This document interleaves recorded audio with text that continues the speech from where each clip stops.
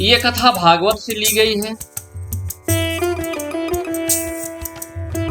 ऐसी कथा आई है कि महाराज निकंदन नाम के एक राजा थे, जो ज्योतिष विद्या के बहुत ही प्रकांड विद्वान थे।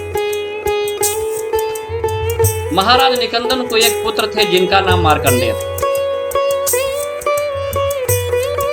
महाराज ज्योतिष विद्या के बहुत ही जानकार थे। उन्होंने जब मार्कंडेय जी का ज्योतिष विद्या के आधार पर भविष्य जानना चाहा तो उनको पता चला कि उनकी उम्र महज 5 वर्ष की थी। अब क्या था, महाराज को बहुत ही चिंता हुई।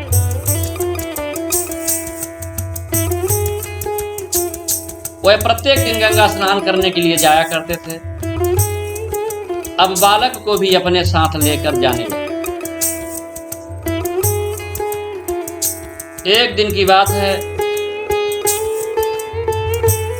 जब वे स्नान करके जल के बाहर निकल ही रहे थे और बालक मार्कंडेय उनके साथ थे, तो देखा कि सामने 4 ब्राह्मण खड़े। उन्होंने जाकर उन ब्राह्मणों को प्रणाम किया तो ब्राह्मणों ने महाराज को आशीर्वाद दिया, जय हो, और उस बालक को आशीर्वाद दिया, चिरंजीवी हो। जैसे ही ब्राह्मणों ने उन बालक को आशीर्वाद दिया, चिरंजीवी हो जाओ, महाराज हाथ जोड़कर उन ब्राह्मणों के चरण पर गिर पड़े।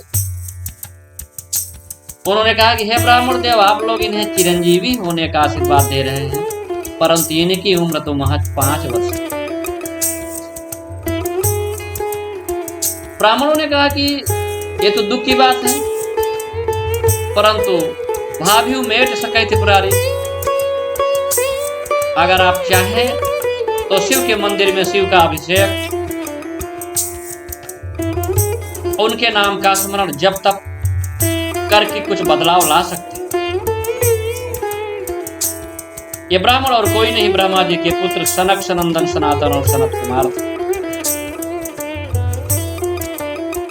अब क्या था, महाराज निकंदन अपने बालक को लेकर शिव के मंदिर में गए, भोलेनाथ का अभिषेक करना चालू किया, शिव के नाम का स्मरण करना चालू किया।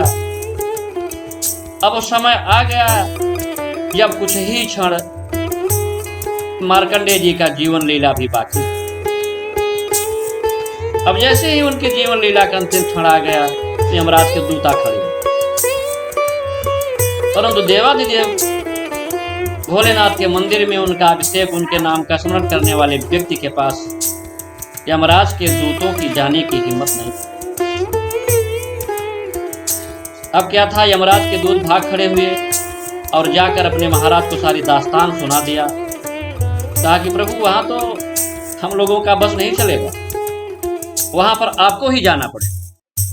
यमराज जी आए। जैसे ही बालक की जीवन लीला समाप्त करने की सोचे, देवाधिदेव महादेव प्रकट हुए। उन्होंने कहा, यमराज जी रुको। यमराज जी ने कहा कि प्रभु, इनकी उम्र पूरी हो चुकी है, ब्रह्म का विधान है, इसलिए इनको मैं अपने लोक ले जाना चाहता हूँ। भोलेनाथ ने कहा कि हे यमराज, ये मेरे मंदिर में मेरे भक्त हैं, मेरे नाम का स्मरण कर रहे हैं, और जो भक्त मुझ में लीन होता है मैं उसकी रक्षा करता हूँ, तो मैं इनको आपके लोक कैसे जाने दूंगा। यमराज जी ने कहा कि प्रभु, ये तो ब्रह्म के विधान का उल्टा हो। तब भोलेनाथ ने कहा कि यमराज जी, ब्रह्म के विधान का उल्टा मत होने दीजिए, इस बालक को मेरी 5 साल की उम्र दे दीजिए।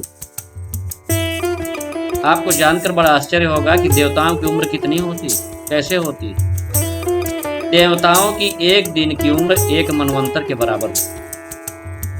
जब कलयुग, त्रेता, सतयुग, द्वापर, 4 चौकड़ी जब 74 बार घूम के आती है तो 1 मनवंतर बनता है, और देवताओं की एक दिन की उम्र 1 मनवंतर के बराबर है।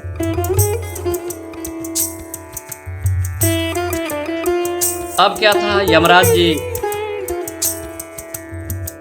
अपने लोक को चलते बने और मार्कंडेय ऋषि को, उस बच्चे मार्कंडेय को 5 साल की उम्र मिल गई, जो चिरंजीवी हो गए।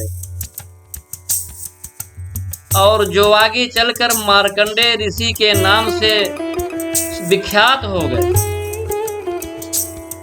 जो आज भी जीवित हैं,